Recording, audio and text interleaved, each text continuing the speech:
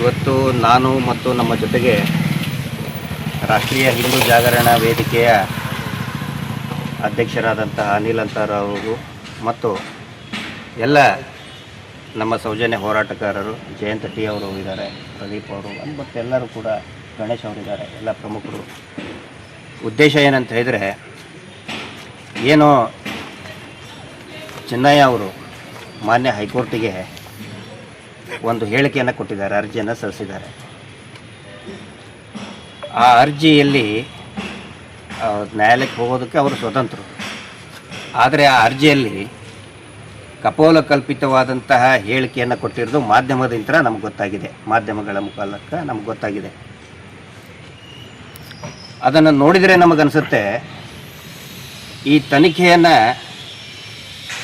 ನಿಲ್ಲಿಸೋದು, ಆನಂತರ ಜನರ ಗಮನವನ್ನು ಈ ಅತ್ಯಂತ ಗಂಭೀರ ಪ್ರಕರಣ ಇದೆ, ಇಡೀ ದೇಶಾದ್ಯಂತ ಮತ್ತು ಇಡೀ ಜಗತ್ತಿನಾದ್ಯಂತ ಗಂಭೀರ ಪ್ರಕರಣ ಇರುವಂಥ ಧರ್ಮಸ್ಥಳ ಪ್ರಕರಣಗಳು, ತನಿಖೆಯ ದಿಕ್ಕನ್ನು ಬೇರೆ ಕಡೆ ತೆಗೆದುಕೊಂಡು ಹೋಗೋದಕ್ಕೆ ಈ ಒಂದು ಕುತಂತ್ರವನ್ನು, ಈ ಒಂದು ಷಡ್ಯಂತ್ರವನ್ನು ಶ್ರೀಯುತ ಚಿನ್ನಯ್ಯ ಅವರ ಮುಖಾಂತರ ಮಾಡಿಸಿದ್ದಾರೆ ಅಂತ ನಮಗೆ ಅನ್ನಿಸ್ತಾ ಇದೆ. ಯಾಕಂತ ಹೇಳಿದ್ರೆ ಆ ಅರ್ಜಿಯಲ್ಲಿ ತಾವು ಕೂಡ ನೋಡಿರಬಹುದು, ಅದರಲ್ಲಿ ಕ್ಲಿಯರಾಗಿ ಮೆನ್ಷನ್ ಮಾಡಿದ್ದಾರೆ ಏನಂತ, ತನಿಖೆ ವಿಳಂಬ ಆಗ್ತಾ ಇದೆ, ಅದನ್ನು ಬೇಗ ಮುಗಿಸ್ಬೇಕು. ಚಿನ್ನಯ್ಯ ಅವರು ಏನಂತ ಹೇಳಿದರೆ ಈ ಪ್ರಕರಣದ ಒಂದು ಭಾಗ, ಅವರು ಆರೋಪಿನೋ ಏನೋ, ಒಬ್ಬ ಆರೋಪಿತ ಸ್ಥಾನದಲ್ಲಿ ಇದ್ಕೊಂಡು ತನಿಖೆ ನಿಲ್ಲಿಸಿ ಅಂತ ಹೇಳೋದಕ್ಕೆ ಎಲ್ಲಿ ಪವರ್ ಇದೆ? ಆನಂತರ ಇದೆಲ್ಲ ಯಾಕೆ ನಡೀತಾ ಇದೆ ಅಂತ ಹೇಳಿದರೆ, ತಮಗೂ ಕೂಡ ಮಾಧ್ಯಮದ ಮಿತ್ರರಿಗೂ ಕೂಡ ಗೊತ್ತಿರುವಂತೆ ಈಗ ಒಂದು 2-3 ವಾರದ ಹಿಂದೆ ಬಂಗ್ಲೆಗುಡ್ಡೆಗೆ ಬೆಂಗಳೂರಿನಿಂದ FSL ತಂಡ ಬಂತು. ಆನಂತರ SITಯ ಹಿರಿಯ ಅಧಿಕಾರಿಗಳು ಕೂಡ ಹೋಗಿದ್ರು. ಎಲ್ಲಿ ಈ ತನಿಖೆ ಮುಂದುವರೆದ್ರೆ ನೀರು ಪೂರ್ತಿಯಾಗಿ ಹರಿದು ಬಿಡ್ತದೋ ಅಂತ ಹೇಳ್ಕೊಂಡು ತನಿಖೆ ನಿಲ್ಲಿಸಬೇಕು ಅಂತ. ಸರ್, ನಾವು ಕೇಳ್ತಾ ಇರೋದು, ತನಿಖೆ ಯಾಕೆ ನಿಲ್ಲಿಸಬೇಕು, ಯಾಕೆ ಮುಗಿಸ್ಬೇಕು? ತನಿಖೆ ಕಂಪ್ಲೀಟ್ ಆಗಲಿ, ನಾವು ಬಯಸ್ತಾ ಇರೋದು ತನಿಖೆ ಕಂಪ್ಲೀಟ್ ಆಗಬೇಕು ಅಂತೇಳಿ. ಹೀಗಾಗಿ ನಾವು ಕೆಲವೊಂದಿಷ್ಟು ಬೇಡಿಕೆಗಳನ್ನು ಇಟ್ಕೊಂಡು ದೂರನ್ನು ಕೊಟ್ಟಿದ್ದೀವಿ. ಆ ದೂರಿನ ಸಾರಾಂಶ ಏನು ಅಂತ ಹೇಳಿದರೆ, ಮೊದಲನೇದಾಗಿ ಚಿನ್ನಯ್ಯ ಅವ್ರ ಬಗ್ಗೆ ನಮಗೆ ಯಾವುದೇ ಆಕ್ರೋಶ ಆಗಲಿ, ಕೋಪ ಆಗಲಿ, ದ್ವೇಷ ಆಗಲಿ ಇಲ್ಲ. ಅವ್ರ ಬಗ್ಗೆ ಅನುಕಂಪ ಇದೆ. ಅವರಿಗೆ ಒಂದು ಪೊಲೀಸ್ ರಕ್ಷಣೆಯನ್ನು ಕೊಡಿ, ಅವರ ಪರಿವಾರದವ್ರಿಗೆ ಒಂದು ಪೊಲೀಸ್ ರಕ್ಷಣೆಯನ್ನು ಕೊಡಬೇಕು. ಆನಂತರ ಅವರು ಸಾಮಾಜಿಕ, ಅವರು ಏನು ಹೇಳಿಕೆ ಕೊಟ್ಟಿದ್ದಾರೆ, ಮಾನ್ಯ ಹೈಕೋರ್ಟಿಗೆ ಕೊಟ್ಟಂಥ ಹೇಳಿಕೆ, ಅವರೇನು ಕೋರ್ಟಿಗೆ ಹೋಗಿಲ್ಲ, ಅದು ಒಂದು ರಿಟ್ ಅರ್ಜಿ ಸಲ್ಲಿಸಿದ್ದಾರೆ. ಆ ರಿಟ್ ಅರ್ಜಿ ಸಲ್ಲಿಸಿದ ಅವರ ಪ್ರತಿಗಳೆಲ್ಲ, ಅವರ ಹೆಸರಿನಲ್ಲಿರೋ ಪ್ರತಿಗಳೆಲ್ಲ ಮಾಧ್ಯಮಗಳಿಗೆ ಪ್ರಸಾರ ಆಗ್ತಾ ಇದೆ, ಸಾಮಾಜಿಕ ಜಾಲತಾಣದಲ್ಲಿ ಪ್ರಸಾರ ಆಗ್ತಾ ಇದೆ. ಆದರೆ ಅವರು ಜಾಮೀನಿನ ಮೇಲೆ ಹೊರಗಡೆ ಬಂದಂಥವ್ರು, ಜಾಮೀನು ಷರತ್ತಿನಲ್ಲಿ ಬಹಳ ಸ್ಪಷ್ಟವಾಗಿದೆ, ಅವರು ಮಾಧ್ಯಮಗಳಿಗೆ ಹೇಳಿಕೆಗಳನ್ನು ಕೊಡಬಾರದು ಅಂಥೇಳಿ. ಹೀಗಾಗಿ ಅವರು ಈ ಏನು ಮಾನ್ಯ ನ್ಯಾಯಾಲಯದ ಜಾಮೀನಿನ ಷರತ್ತನ್ನು ಉಲ್ಲಂಘನೆ ಮಾಡಿದ್ದಾರೆ. ಹೀಗಾಗಿ ಅದ್ರ ಬಗ್ಗೆ SITಯ ಏನು ವಕೀಲರಿದ್ದಾರೆ, ಸರ್ಕಾರಿ ವಕೀಲರಿದ್ದಾರೆ, ಅದ್ರ ಬಗ್ಗೆ ಕ್ರಮ ಕೈಗೊಳ್ಳಬೇಕು. ಇದು ಮೊದಲನೇದ್ದು. ಆನಂತರ ಅತಿ ನಮಗೆ ಬೇಸರ ಆಗಿದ್ದು, ಆಘಾತ ಆಗಿದ್ದೇನಂತ ಹೇಳಿದರೆ, ನಾನು ಮತ್ತು ಮಹೇಶ್ ಶೆಟ್ಟಿ ತಿಮ್ಮರುಡಿಯವರು ನಮ್ಮ ನಾಯಕರು, ಆನಂತರ ರಮಾ ನಾಗರಾಜ್ ಅಂತೆ ಚಿತ್ರದುರ್ಗದಲ್ಲಿರೋರು, ಪ್ರಕಾಶ್ ರಾಜ್ ಅಂತೆ 200 ಕೋಟಿ ರೂಪಾಯಿ ವ್ಯವಹಾರ ಅಂತೆ, ಟ್ರಾನ್ಸಾಕ್ಷನ್ ಅಂತೆ. ಸರ್, ತಾವೇ ನೋಡಿದಿರಿ, ಮೊದಲು ಏನು ಹೇಳಿದರು, ಸ್ಟಾರ್ಟಿಂಗು SIT ತನಿಖೆ ಆದಾಗ ಫಾರಿನ್ ಫಂಡು ಅಂತ ಹೇಳಿದರು, ತಮಿಳ್ನಾಡು ಫಂಡು ಅಂತ ಹೇಳಿದರು, ದುಬೈ ಫಂಡು ಅಂತ ಹೇಳಿದರು. ಈಗ ಮುಗೀತದಲ್ಲ, ಈಗ ವಾಪಸ್ ಎಲ್ಲಿ ಬಂದರು? ಕೇರಳ ಫಂಡ್ ಅಂತೆ, ಚಿತ್ರದುರ್ಗದ ಫಂಡ್ ಅಂತೆ, ಪ್ರಕಾಶ್ ರಾಜ್ ಅಂತೆ. ಯಾವುದು ನಿಜ ಇದರಲ್ಲಿ? ಹೀಗಾಗಿ ಈ ಏನಿದು 200 ಕೋಟಿ ರೂಪಾಯಿದ್ದು ಏನು ಟರ್ನ್ ಓವರ್ ಟ್ರಾನ್ಸಾಕ್ಷನ್ ಅಂತ ಮಾಡಿದಾರಲ್ಲ, ಹೀಗಾಗಿ ಅವ್ರನ್ನ ಕರೆಸಿ, ಚಿನ್ನಯ್ಯ ಅವ್ರನ್ನ ಕರೆಸಿ ಸಂಪೂರ್ಣವಾದಂತಹ ತನಿಖೆಯನ್ನು ಮಾಡಲೇಬೇಕು ಇದನ್ನು. ಯಾಕಂತ ಹೇಳಿದರೆ ನೋಡಿ, ಫಸ್ಟ್ ಆಫ್ ಆಲ್ 200 crores ಅಂತ ಹೇಳಿದರೆ ಕಪೋಲ ಕಲ್ಪಿತ, ಯಾರಿಗಾದರೂ ಅನಿಸುತ್ತೆ ಇದರಲ್ಲಿ ಏನು ಸತ್ಯಾಂಶ ಇಲ್ಲ ಅಂತೇಳಿ. ಬಟ್ ಆದರೂ ಕೂಡ ಸುಮ್ಮನೆ 200 ಕೋಟಿ. ಒಬ್ಬ ಜಡ್ಜ್ ಅವರ ಅತ್ಯಂತ ಪ್ರಾಮಾಣಿಕತೆ ಹೊಂದಿದಂತಹ ಜಡ್ಜ್ ಅವರ ಮಗಳವರು, ಚಿತ್ರದುರ್ಗದ್ದು ಮತ್ತು ಮಹಿಳಾ ಕೌನ್ಸಿಲಿಂಗ್ ಮಾಡಿದವರು, ಕಳೆದ 30-40 ವರ್ಷದಿಂದ ಹೋರಾಟ ಮಾಡಿದಂಥವ್ರು. ಈ SIT ತನಿಖೆ ಆದ ನಂತರ ಅವರೇನು ಉದ್ಭವ ಆಗಿಲ್ಲ, 30 ವರ್ಷದಿಂದ ಹೋರಾಟ ಮಾಡ್ತಾ ಇದ್ದಾರೆ. ಅವ್ರ ಮೇಲೆ 200 ಕೋಟಿ ರೂಪಾಯಿ. ಏನು ಇದಕ್ಕೆ ಅರ್ಥ ಇದೆಯಾ? ಹೀಗಾಗಿ ಸವಿವರವಾದಂಥ ತನಿಖೆ ಮಾಡಬೇಕು.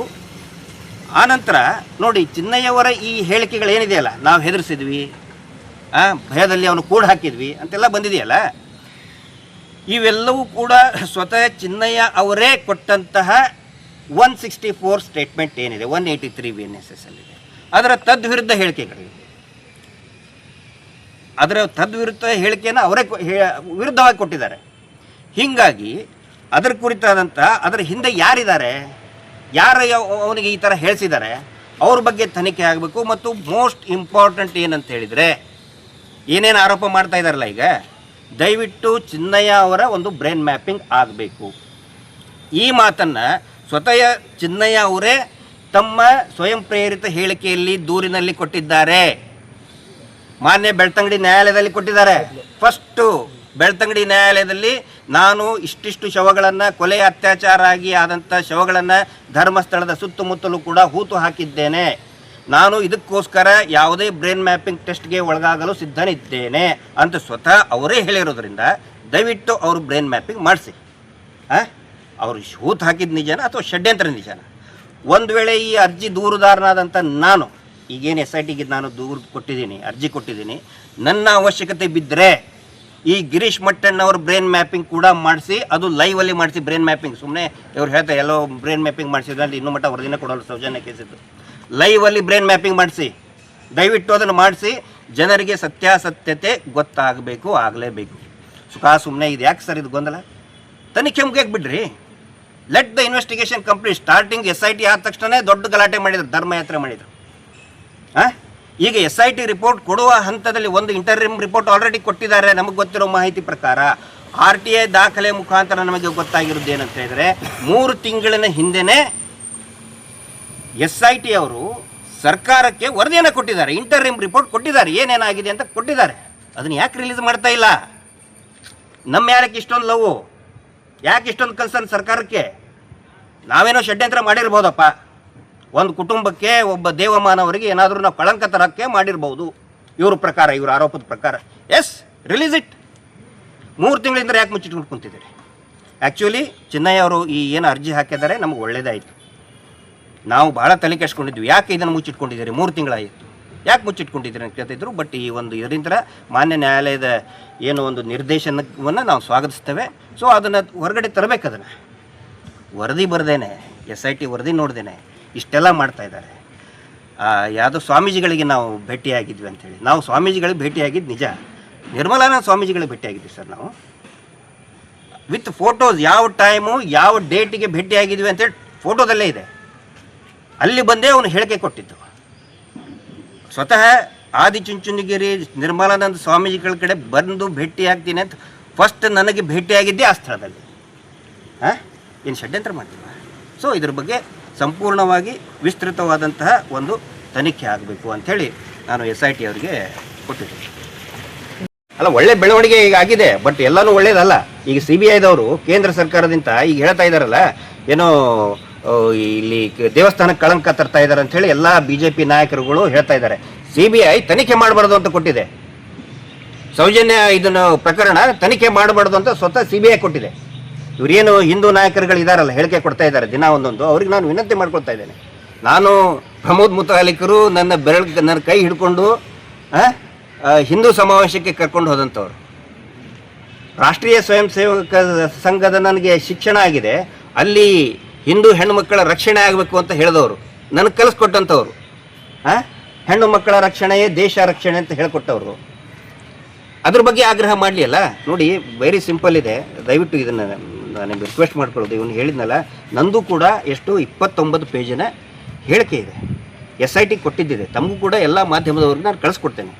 SITಯಲ್ಲಿ ಏನೇನು ಹೇಳಿಕೆ ಕೊಟ್ಟಿದ್ದೇನೆ ಸಂಪೂರ್ಣವಾದಂಥ ಅಧಿಕೃತವಾದ ಕಾಪಿ ಇದೆ, ಇದನ್ನು ಕೊಡ್ತೇನೆ. ಇದನ್ನು ಕೂಡ ಪ್ರಸಾರ ಮಾಡಿ. ಆನಂತರ ಈಗ ಸುಮಾರು ಜನ ಮಾಧ್ಯಮದಲ್ಲಿ ಹೇಳಿಕೆ ಕೊಡ್ತಾ ಇದ್ದಾರೆ, ಇದು ದೇವಸ್ಥಾನಕ್ಕೆ ಕಳಂಕ ಅಂತ. ಅವರೆಲ್ಲರಿಗೂ ನಮ್ಮ ಹಿರಿಯರಾದಂಥ ಪ್ರಮೋದ್ ಮುತಾಲಿಕರು ಇರ್ಬೋದು, ಆನಂತರ ಹಿರಿಯರಾದಂಥ CT ರವಿ ಅವರು ಇರ್ಬೋದು, ರಾಮುಲು ಅಣ್ಣ ಅವರು ಇರ್ಬೋದು, ಕಾರಜೋಳ ಅವರು ಕೂಡ ಹೇಳಿಕೆ ಕೊಡ್ತಾ ಇದ್ದಾರೆ. ಅವರೆಲ್ಲರಿಗೂ ಹೇಳೋದೇನಂತ ಹೇಳಿದರೆ, ನೋಡಿ ಸರ್, ಇದು ಈ ಒಂದು ಏನು ಶವವನ್ನು ಒಂದು ಹುಡುಗಿದು ಹೂತು ಹಾಕಿದ್ದಾರೆ, ಇದರಲ್ಲಿ ಕ್ಲಿಯರಾಗಿ ಬರೀತಾರೆ ಏನಂತ ಹೇಳಿದರೆ, ಒಬ್ಬ ಹುಡುಗಿಯ ದೇಹವನ್ನು ದಫನ್ ಮಾಡ್ತಾರೆ. ಇಲ್ಲಿದೆ ನೋಡಿ, ಆ ದಫನ್ ಮಾಡಿದ್ರಲ್ಲಿ a girl, dead body of a orphan girl without hairs ಅಂತ ಇದೆ.